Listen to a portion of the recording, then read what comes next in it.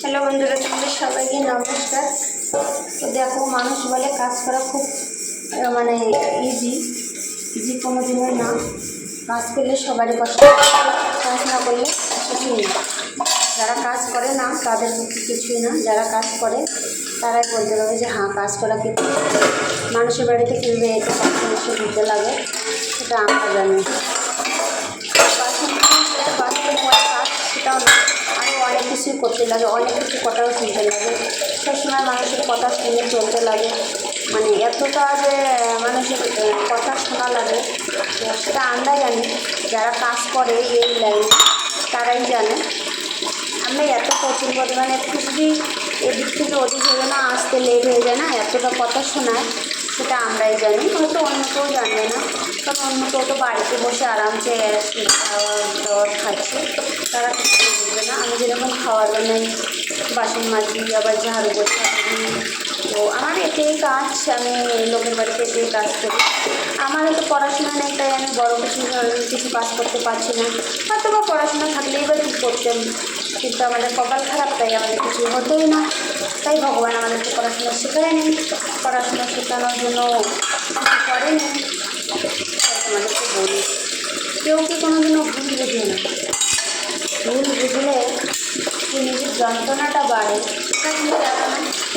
কাজের চাপে সবাই কাজেই থাকে, কেউ কোনো দিনও চায় না নিজের কেরিয়ারটা খারাপ করুক। কেন বলছি কথাটা জানো? কেউ ভাবে, কত স্বামী ভাবে কি আমার স্ত্রীরা বাইরে কাজে যাচ্ছে, না বলে কী করছে। কিন্তু না, তোমরা জানো, বেশি ভালো করে জানো, সবার স্বামীরা শুনে রাখো। কাউরি স্ত্রী বাইরে, হ্যাঁ হতে পারে অনেক মহিলা এরকম করে, কিন্তু সব মহিলা এরকম না, সব মহিলা সমান না। তোমরা যেরকম করে বলো সবাইকে, এগুলো সবার জীবন চলে না। যেরকম আমি আমার মানে ব্যক্তিগত কথা বলছি, আমি কাজ করে বুঝি, কিন্তু হয়তো আমাকে কেউ ফাঁসানোর জন্য করে আমার বরকে দিয়ে বলে তুমি যাচ্ছ, করছো, করছো, তাতে আমার কোনো যায় আসে না। আমি যদি আমার জায়গায় ঠিক থাকি না, কোনো সাগর বেটাও আমার কিছু করতে পারবে না। তাই আমি মানসিকতায় কান লাগাই না। মানসিকতা কান লাগানোর থেকে না, অনেক ভালো নিজের ইচ্ছায় চলা। মানসিকতা যত শুনবে, লোকে যতই বাজে বলুক, নিজে যদি ঠিক থাকো সব কিছু ঠিক। উপরে মাথার উপরে একটা ভগবান আছে, তাকে সাক্ষী রেখে চলবে, তাকে তোমার কোনোদিনও কেউ কিছু একটা পারলো বাঁকা করতে পারবে না। তো তোমরা সবসময় একে ভেবেই চলবে। তোমাদের কোনো দিন কোনো অশান্তি যে হচ্ছে, হয়তো আমার সংসারে হচ্ছে, তাও তো মানুষের হয়তো খুব আনন্দ লাগছে।